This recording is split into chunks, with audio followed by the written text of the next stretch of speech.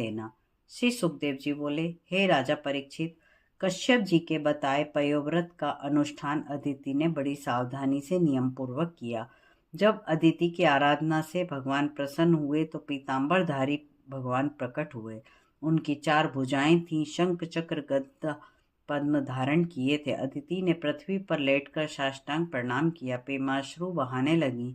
हे परीक्षित, भगवान के स्वरूप को देव माता अदिति एकटक देखने लगी और स्तुति करती हैं। हे भगवान, आप यज्ञ पुरुष हैं, भव सागर से तारने वाले हैं। आपकी शरण में जो आता है उसकी सारी विपत्तियां नष्ट हो जाती हैं।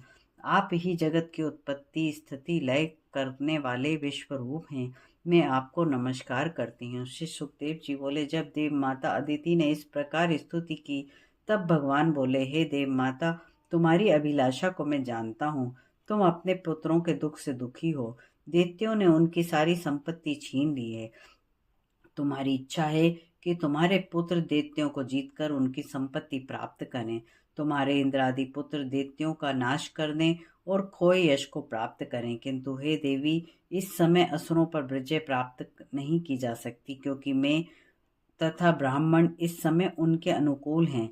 इस समय देवताओं की विजय नहीं हो सकती। किंतु हे देवी, तुम्हारे अनुष्ठान से मैं अति प्रसन्न हूँ, अतः तुम्हारी अभिलाषा पूर्ण करने के लिए अपने अंश से कश्यप के वीर्य में प्रवेश करके तुम्हारे गर्भ में प्रवेश करूंगा। अब तुम कश्यप प्रजापति को मेरा स्वरूप समझकर उनकी सेवा करो। इस गुप्त रहस्य को किसी के सम्मुख प्रकट ना करना। श्री सुखदेव जी बोले, हे राजा परीक्षित, इतना कहकर भगवान अंतर ध्यान हो गए। अदिति यह जानकर कि भगवान मेरे गर्भ से अवतार लेंगे, कश्यप जी की सेवा करने लगी। कश्यप जी ने अपने योग बल से इस रहस्य को समझ लिया था और अपने में भगवान का अंश प्रविष्ट समझकर तपस्या का चिर संचित वीर अदिति के गर्भ में धारण किया। यह रहस्यमय भेद ब्रह्मा जी को मालूम हो गया। तब उन्होंने इस प्रकार स्तुति की। ब्रह्मा जी बोले, हे भगवान, आपकी जय हो। आप त्रिगुणमय हैं, आपको मेरा नमस्कार है। तीनों लोक आपकी नाभि में स्थित हैं। यह आपका वैकुंठ धाम तीनों लोकों से परे है। मैं आपको बार बार नमस्कार करता हूँ। इस प्रकार 17वां अध्याय समाप्त होता है। 18वें अध्याय में वामन भगवान की कथा को हम श्रवण करेंगे। कर्पूरगौरम करुणावतारम संसार सारम भुजगेन्द्रहारम सदा वसंतम हृदयारविंदे भवम भवानी सहितम नमामि।